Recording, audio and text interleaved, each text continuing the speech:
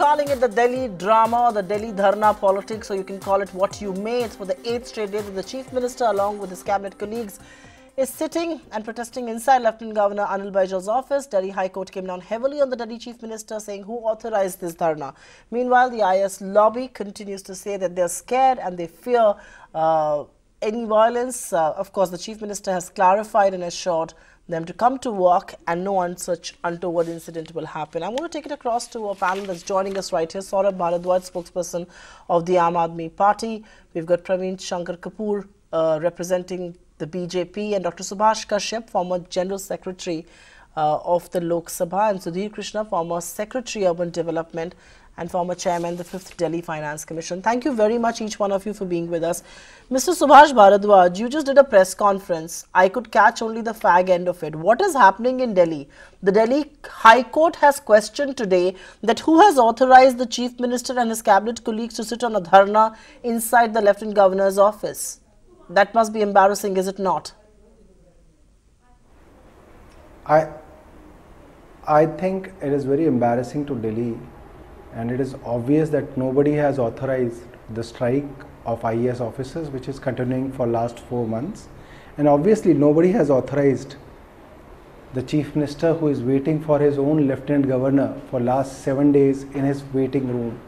And it is really shameful for a democracy like India that the elected Chief Minister doesn't get 5 minutes from their own Lieutenant Governor. Lieutenant Governor has no time to take any action against the bureaucrats who are on an illegal, immoral strike for last 4 months. It makes no point for a Chief Minister or his ministers to sit in their offices and secretariats when there is no IAS officer who is reporting to them, when there is no IAS officer who is coming to their meetings, when there is no IAS officer who is going to the inspections. All the policies and the processes of the government, all the instructions are to be executed on the ground by the IAS officers, by the head of the departments.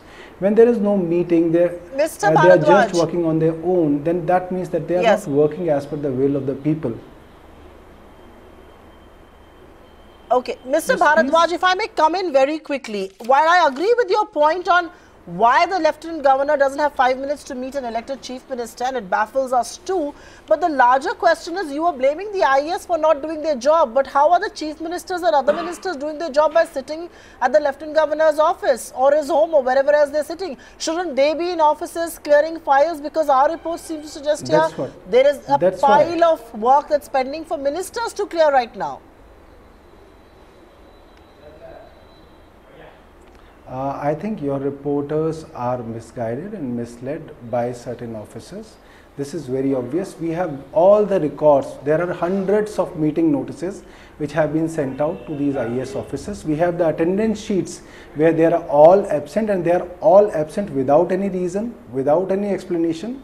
So they are on strike, but they cannot declare a formal strike because as per their rules of conduct, the moment they go on strike, it will be counted as misconduct and they can even lose their job. No IAS officer would like to lose their job, and that is the very reason for which there has been no incidence of strike across the history of India. There has been no strike at any time. This strike is happening because basically the Lieutenant Governor is leading this strike. Lieutenant Governor has given assurance to the IAS officers that no matter what, we will not take any action against you. This is a political strike at the behest of the central government. That's why the strike continues. That's why we are talking to the Lieutenant Governor and our Honorable Prime Minister that you have to stop this strike. You have to, ask or direct these IAS officers to come back to work.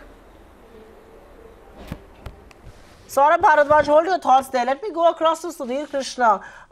He is joining us here. He was the former Secretary of Urban Development and former Chairman of the 5th Delhi Finance Commission.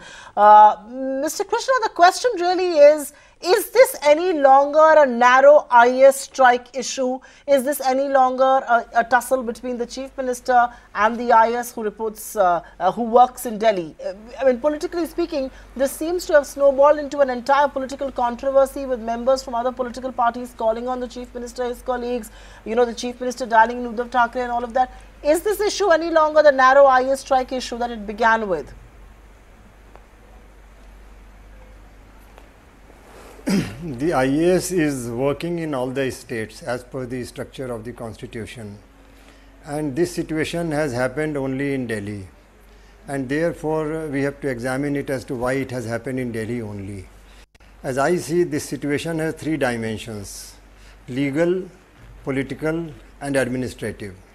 On political side, I wouldn't like to say much, but on the legal side, as things are, we have the orders of the judgment of the Delhi High Court of August 2016, which has taken a position, which has given a stand that the Lieutenant Governor of Delhi is different in respect of, with reference to the Chief Minister as compared to other states. It says that the LG of Delhi has overriding powers, which is unlike other states.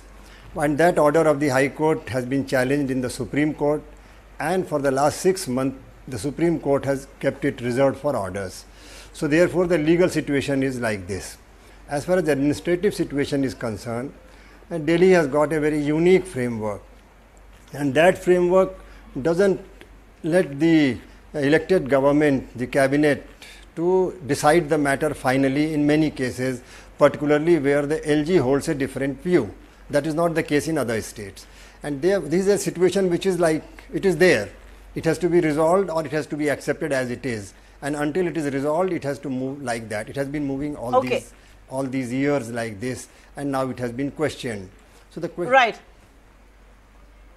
I mean, the reality is that Sheila Dikshit for 3 terms could work with the same bureaucracy. Why can Arvind Kejriwal not? Right. Mr. Krishna, just hold your thoughts there, because I want to go across to the BJP. And Praveen Shankar Kapoor, a very simple question for you. This matter seems to be a tussle between the Lieutenant Governor, the bureaucracy, and Arvind Kejriwal and his party and his government. Your MLA moves court to ask to end the Dharna. Does the mess suit the BJP?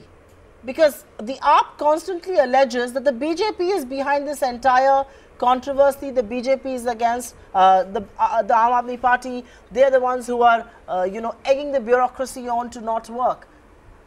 Does the mess suit the BJP as well? Because it's your MLA who's moved court. See, our MLAs, I had just gone to the secretariat with my president, and I can assure you that our MLAs have got no relation with this issue. Our MLAs and our MP are sitting there demanding water for the people of Delhi. And I hope you will agree when Arvind Kejriwal is the minister in charge of Water Department, Delhi Jal Board. We have all the right to sit before him on a dharna.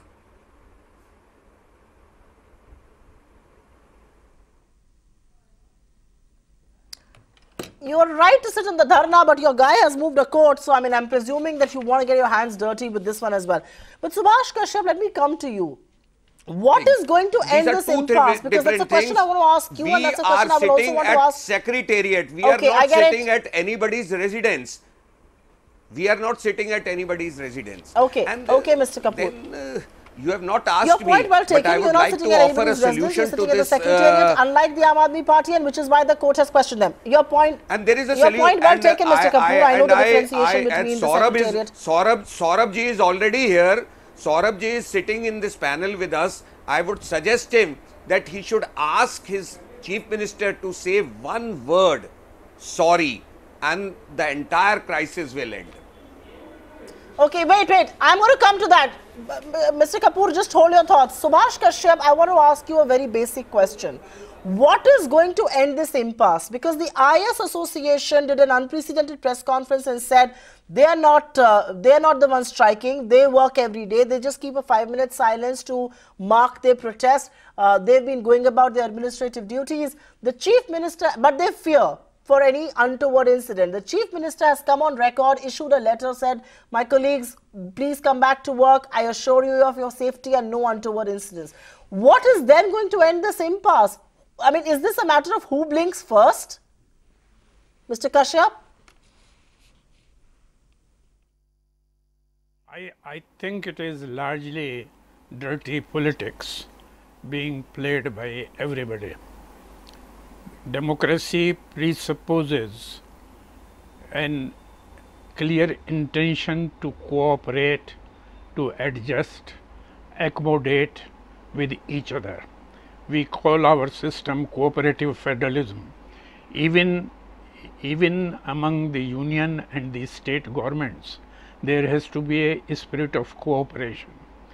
So far as Delhi is concerned, the basic question is that Delhi is not a state.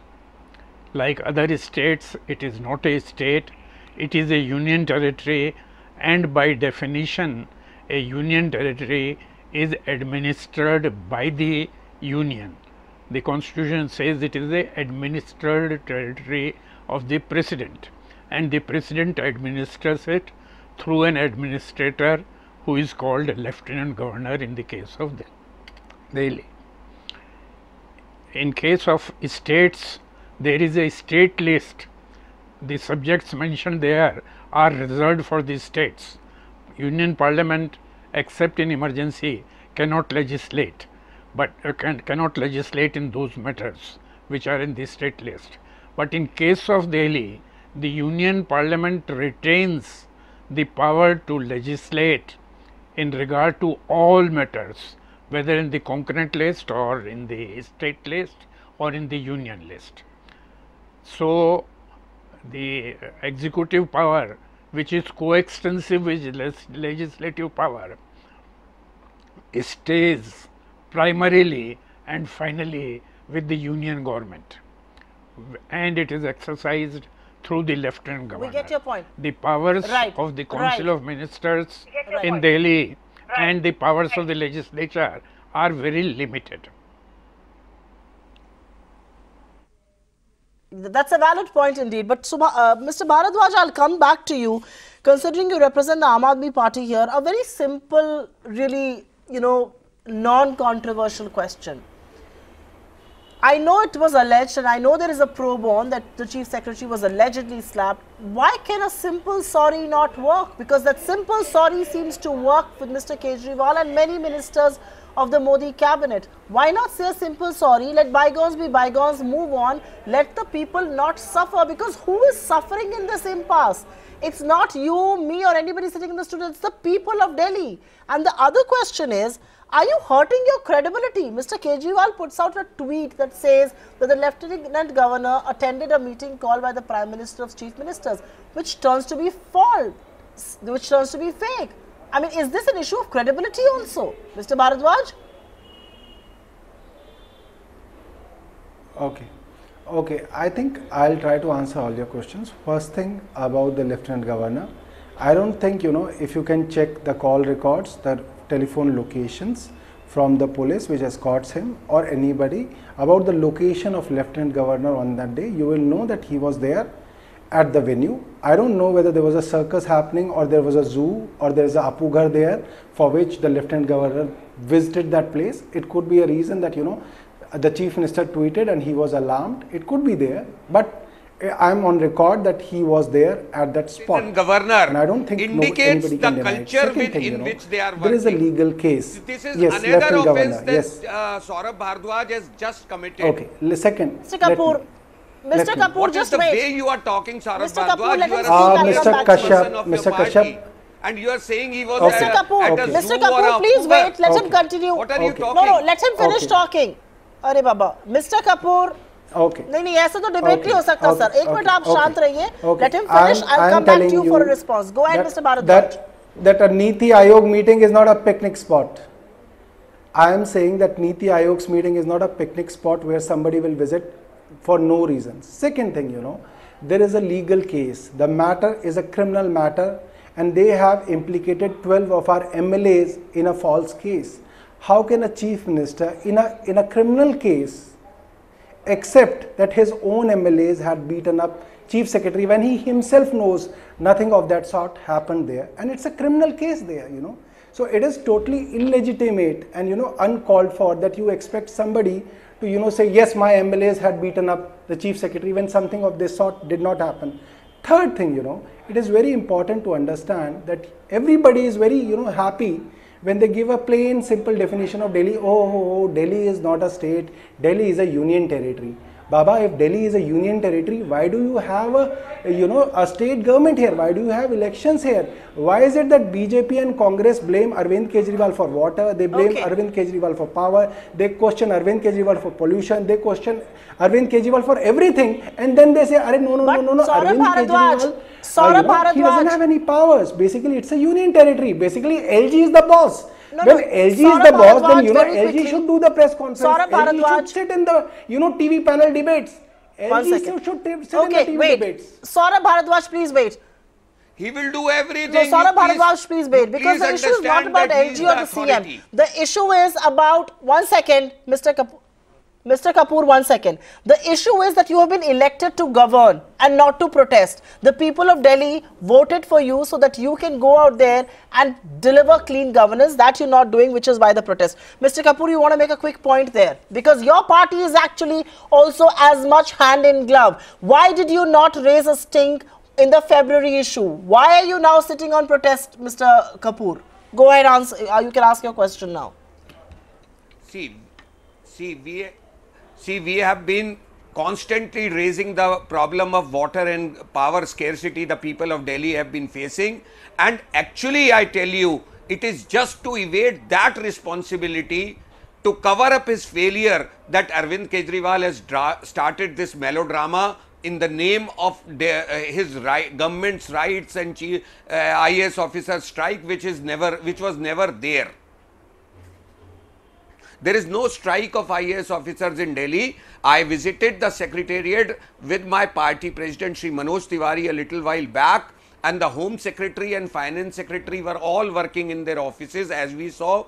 At the reception, we talked to many women and people there, and they said that officers are meeting them. Okay. You can hold your thought there. I'm going to go back to Mr. Krishna and Mr. Subhash Kashyap very quickly. Mr. Kashyap, asking you, when a breakdown like this happens, a constitutional breakdown like this, the Aam Aadmi Party government is sitting on a dharna, the Lieutenant Governor has refused to meet them, which ideally he should be meeting an elected representative there, and the fact that the BJP government in the centre is what the allegations are against them. What is the way out of this crisis? Because this, I'm presuming, is a constitutional crisis in the making in Delhi. Mr. Kashyap. You see, the hard fact is that the government of the Union Territory of Delhi is not being carried on in accordance with the Constitution. In fact, the government is not being carried on at all. It is not the job of the Chief Minister and ministers, whether of a Union Territory or of a state or of the Union, to sit on dharnas and protests. As for the strike by IAS officers, their version is that they are not on strike, they are attending their offices. What is happening, perhaps, according to media, that they are not attending the meetings called by ministers, and that they are not doing because they say the Chief Secretary was manhandled and the Chief Minister has not so far even said the word sorry.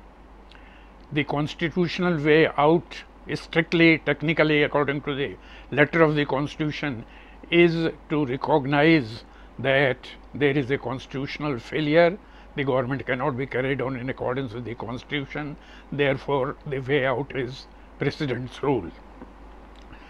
As it is, there is President's rule in Delhi even while the elected government is functioning, but under the NCT Act and the Constitution, there is a provision for the President taking over all the powers of the Delhi Assembly and the elected government. So that will be the constitutional way out. Now, whether to accept that and go as far as that will be largely a political question. It will be a political question and to be decided on political consideration. Okay, Mr. Krishna. Okay, Mr. Kashyap. Mr. Krishna, have IAS officers serving in Delhi become and allowed themselves to become a pawn in this political fight between the AAP and the BJP?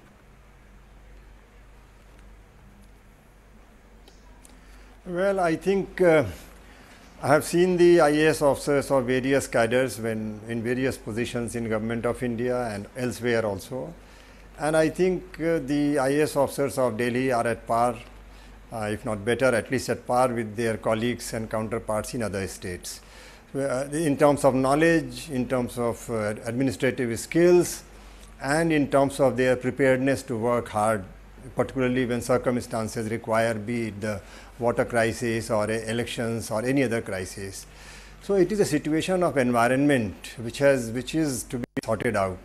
The environment in which the officers work, whether it is the IAS officers or any officer who works according to rule book, has also to work in an environment.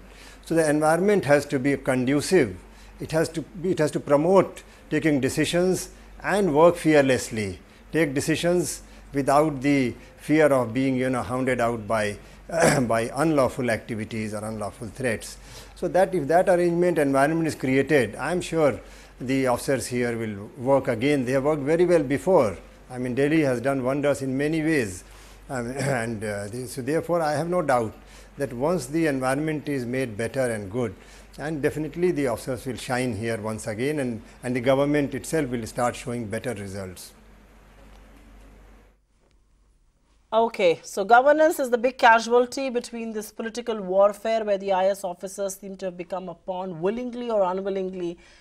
We're not sitting on judgment here. But thank you very much, all of you, for being with us on this edition of a very special segment, the Delhi drama that just about continues.